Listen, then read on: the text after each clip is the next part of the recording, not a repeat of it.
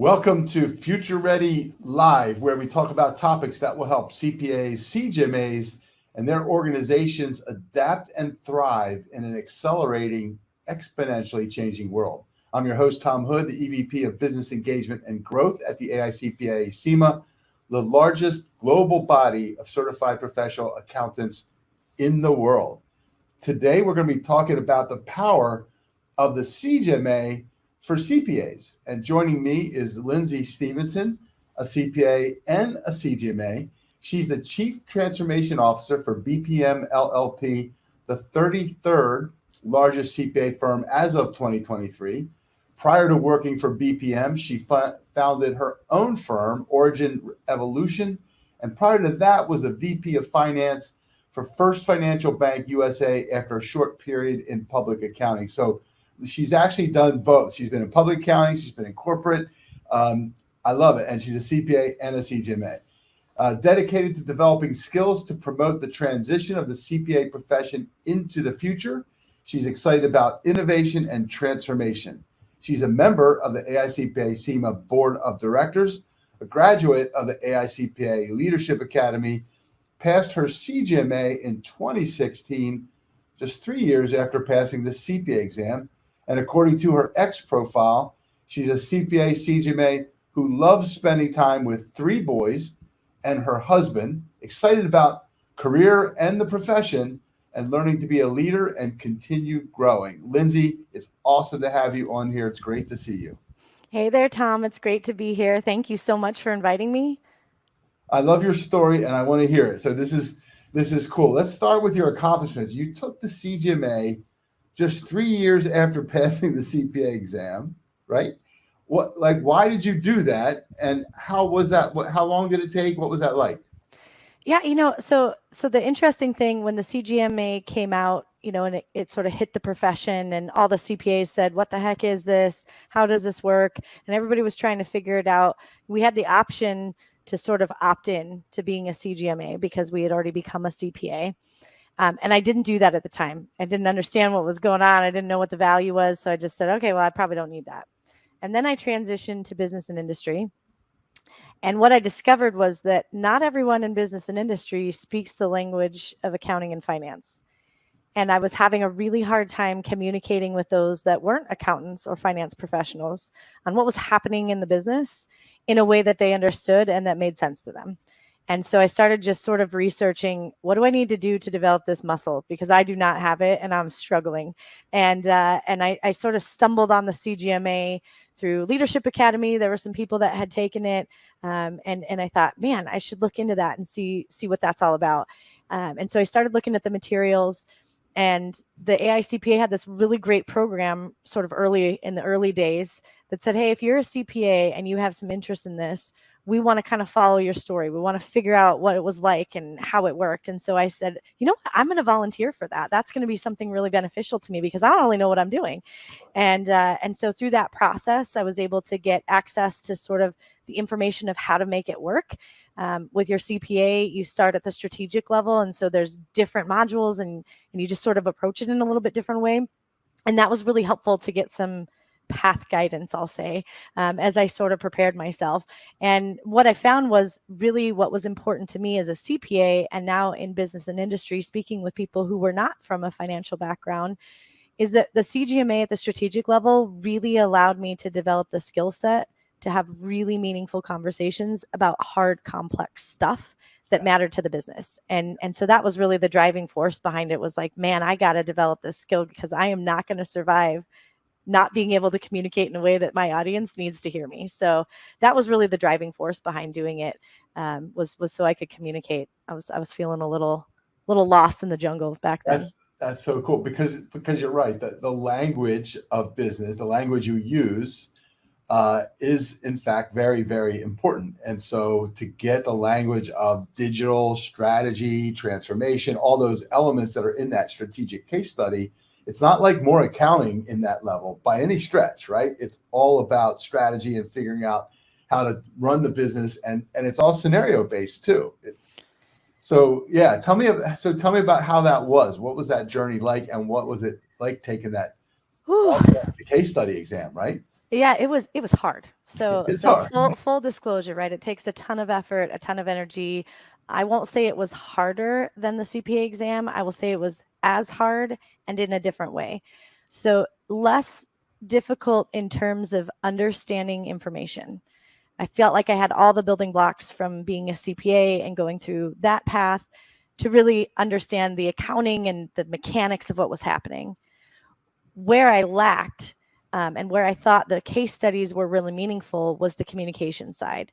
So it's taking that foundation, what you understand and know about business and the economy and marketing. I mean, it was beyond accounting, right? It was really understanding the business environment that you're functioning within, and then being able to communicate that out in a really impactful way. Yeah. And so the case study, at least back then. So I'm sure some things have changed. I think it's much more digital now than it was when I sat. Yeah. But I got this huge book in the mail, and it had basically multiple different case studies about companies that I could practice with. So it says, hey, when you sit down to take this exam, you're going to get a case study, and it's going to tell you, here's your company snapshot, here's who you're working with, what their background is, and here's what the company is working on. These are the strategic priorities. And oh, by the way, they're thinking about making this decision. Now tell me all the impacts that has on the business. And man, when you open that book the first time, it's a little overwhelming, especially when you're not in an executive role yet. You may not have even been involved in conversations like that, much less had to communicate what the response should be. And so I remember sitting there studying and thinking, oh my gosh, I had to go back and look up like Porter's analysis for market, right? I didn't know what any of that stuff. I mean, I'm sure in college I did when I took a marketing class, but it'd been a hot minute since I had really focused on those kind of inputs. And so that was actually part of the fun, I think, for me, was thinking outside of finance and accounting and really thinking of how I could partner with others in our business that were responsible, and they were the experts. I mean, I didn't need to become an expert, but I did need to understand the language and the thought process they were using so we could all get on the same page. And that was like the coolest part, I think, about studying, because when I went to work, every day I studied, I went to work and thought, oh my gosh, there this is. It showed right up. Oh my gosh, that's the language I need to understand. And so that was really impactful for me. I will tell you, sitting for the exam was more stressful for me than the CPA exam, only because it's like nonstop writing. So you have like this 3-hour block of time, and they're just shooting situations at you of this is happening and this is happening and this is happening. What do you tell the CEO? And then you're going back through your notes, like who's the CEO? What kind of background do they have? Do they understand accounting? Do they not understand accounting? What language can I use for this? And you're drafting a memo or you're sending an email, and you rewrite it 7 times because you're over evaluating what you think you should say. But it was so meaningful because I left that testing center and thought, I can do a lot more with our business than I could have done 6 months ago. And not because my accounting skills were any stronger than they had been, or my finance acumen had grown, but because I could now communicate with them in language that they use every day. And that to me was like, blow your mind. It changes the impact you can have on the organization as a whole. So yeah, that was the experience. It was kind of like crazy because I feel like the CPA exam was much more of, do you know this stuff and how to apply it? And this exam, the CGMA, is at the strategic level, is much more about, do you know your stuff? Can you apply it? And can you make it understandable for anyone that you work with inside your organization? And that's such a key value. That's a great point. And you're, because right, it is all about communication when you get into the strategic level, for sure, right? And it's, your story is what we hear from lots of our CPAs who go into that strategic level, is that ultimately it's helping them be that finance business partner. I can interact with all areas of the business, right? And obviously the case study going up to that CEO and giving them that, here's a report, or here's what we're trying to do to analyze supply chain or digital strategy or all those types of topics. So that is really cool to hear and to have you tell us that experience. Now, the other part of it, for those out there who might want to attempt it, you can skip parts, you can test out of parts that you think you know. So you don't have to go through all the different blocks. You can literally say, I think I know a lot about risk analysis. And if you do, you test out of it and you can basically skip that and keep going. So that's a cool thing too. The AICPA and CIMA have done such a great job of sort of pivoting as things change in the world. So when I took it, it was all in. You were doing it all at once, and you were like kind of bombarded with all these pieces. But I love the module approach to the structure that we have now, because it does allow you that flexibility to say, you know what, I was also a minor in marketing, or I was, you know, or I've done a lot of assurance work. So risk assessments, like back of my hand, I got this. And it allows you to really focus in on like those growth areas and the opportunity to have the biggest impact on you. That's just so cool that it's sort of malleable to what matters most to you and what you want to focus your attention on. That's awesome. And all right, so now let's pivot to what does a chief transformation officer do at a major firm? I mean, that's pretty exciting about what you've done. So certainly kudos to you for hitting that level. And firms are doing a whole lot of stuff that really. So tell us a little bit about your role, and then we'll segue to say, how does CGMA helping you in that role? Yeah, so being a chief transformation officer at BPM, you just never know what you're going to get. Every day is something new.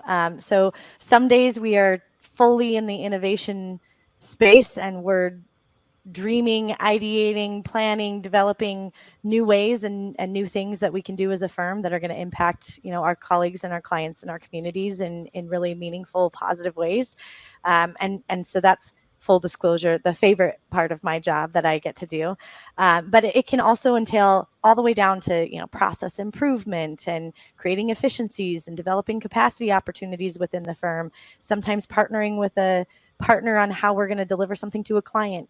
So we never know necessarily what we're going to get, but I have a really amazing team. So it started out, it was just me, and it was really focused on how can we transform the firm. Since then, it has grown into, I have a team that is focused on transformation, sort of innovation, change leadership. And then in addition, now we have a data governance and business intelligence team that's on our team, and they're working through how do we better work with our data? How can we be more intelligent about the way we work with our data?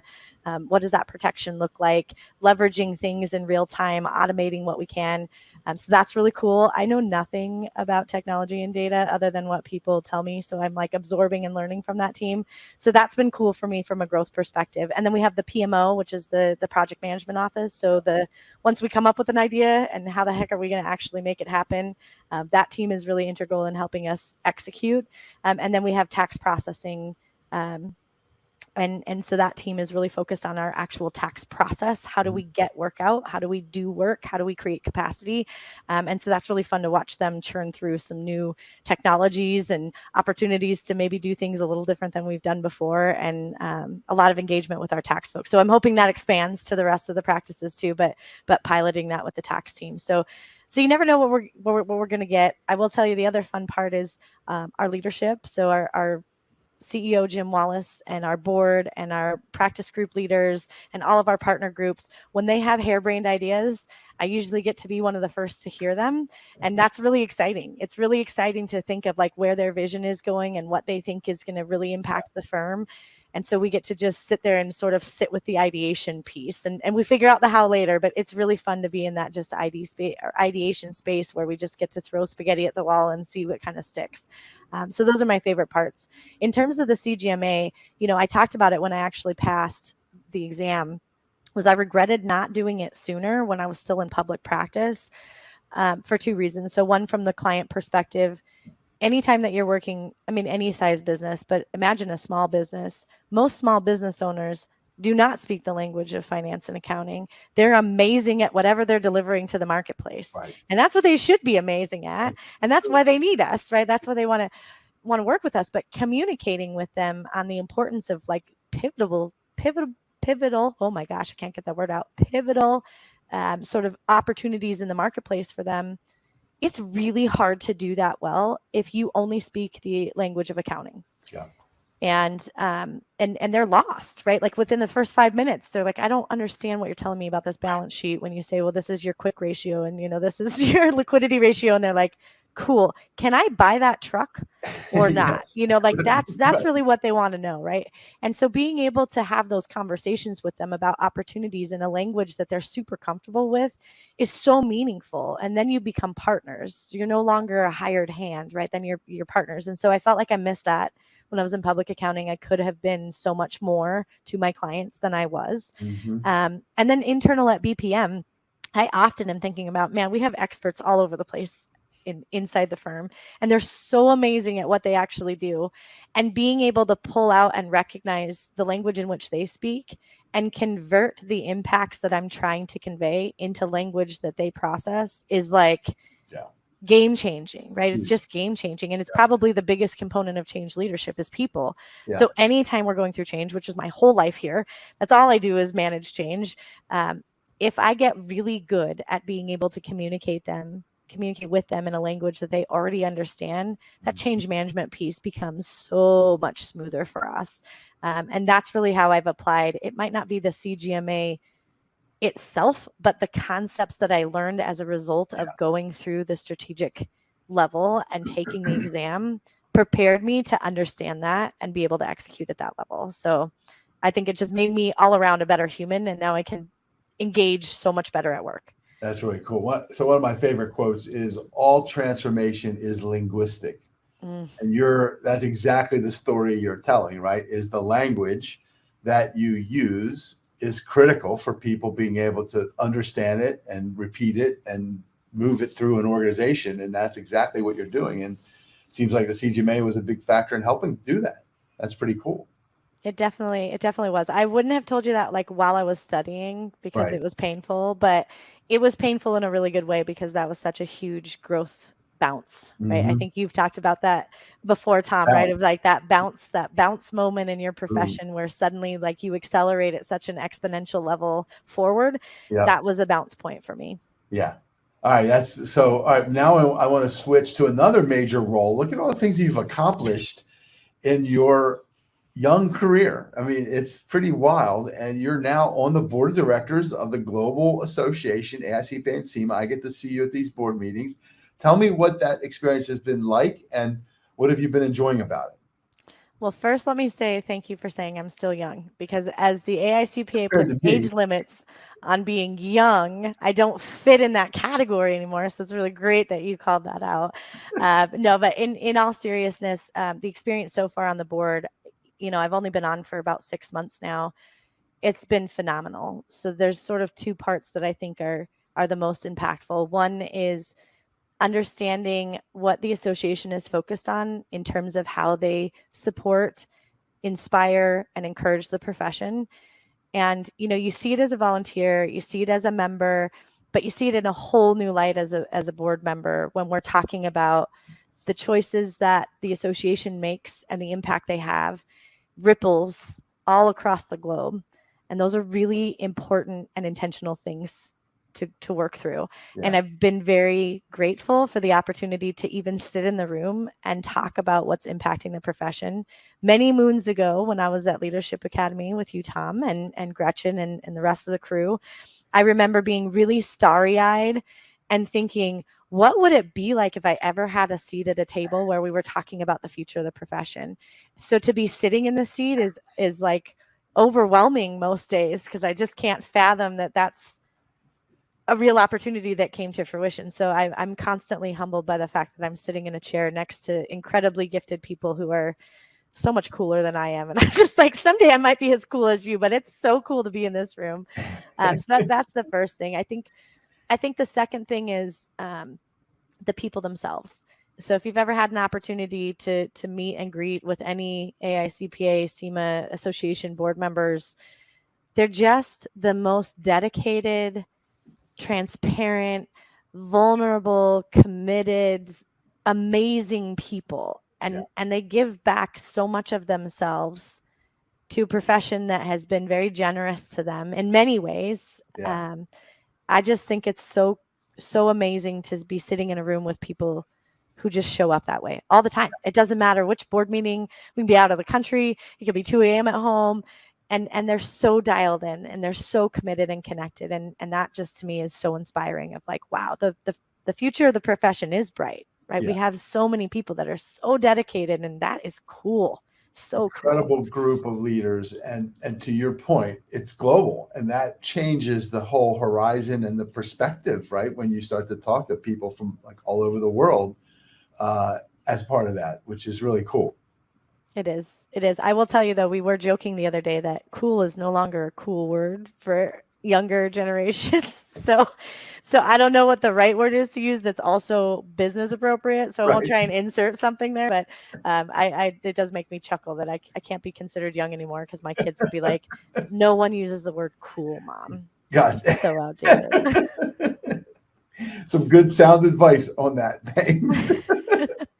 All right, now, so let's kind of get, as we get to wrapping up here a bit. So what advice would you give all the CPAs out there or people that haven't even thought about where they're going from a CGMA standpoint, or what would be some advice on what they should be thinking about? I mean, if you're a CPA and you are also not a CGMA, I would say absolutely look into taking that path. Yeah.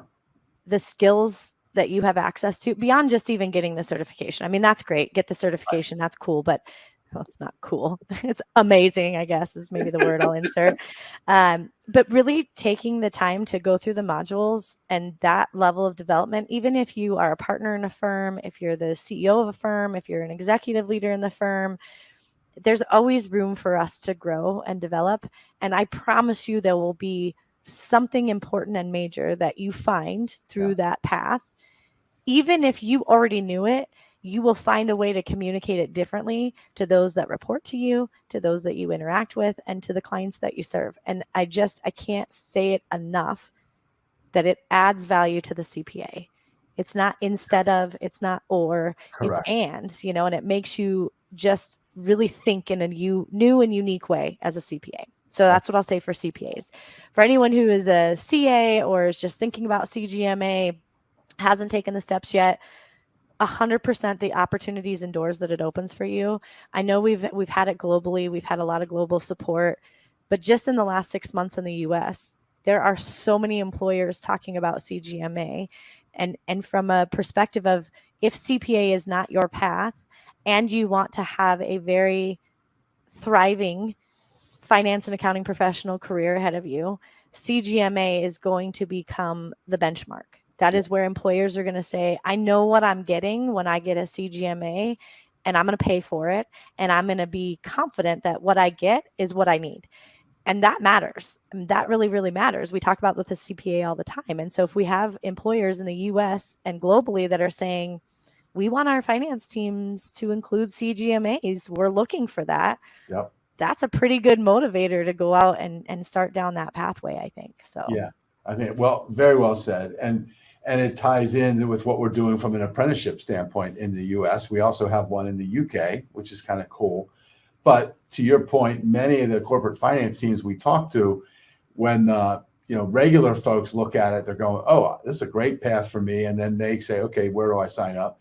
But the CPAs look at the strategic level and go, I need those skills. And that's where we're also seeing quite a bit of adoption, which is kind of exciting. Big global finance organizations saying, I need those skills, and they're starting to enroll their people in that top level as well. So I love how it's got that flexibility for those different career paths, but you're right. And we'll post something in the show notes for this little talk with you. But this is awesome. Any other final thoughts here as we close it down? This has been amazing to get to catch up to you. I'm grateful that I got a chance to connect with you and sit here with you and have this conversation. I would just say to anybody out there that's thinking, man, I'm pretty late in my career, I don't know if I want to start something new.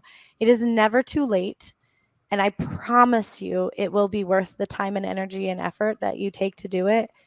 Beyond financial and career opportunities, just the self-growth, it really does push you to think a little bit differently than how you've thought before.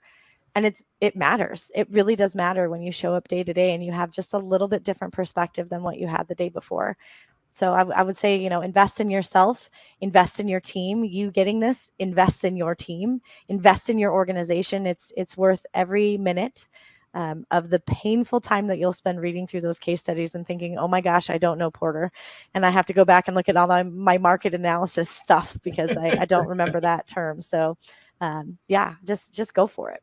Awesome. Well, some great thoughts and takeaways here, Lindsay. As I knew, you're always full of a great bit of wisdom, and you can follow her on LinkedIn at Lindsay Lindsay Stevenson, and she's also on X, aka Twitter. I'm still having trouble getting used to that. It's at, excuse me, at L Stevenson CPA. So thank you all for joining us today, and don't miss other Future Ready Live sessions on the first and third Tuesday of every month at noon Eastern. We'll see you then. And Lindsay, thanks again for being on here with me.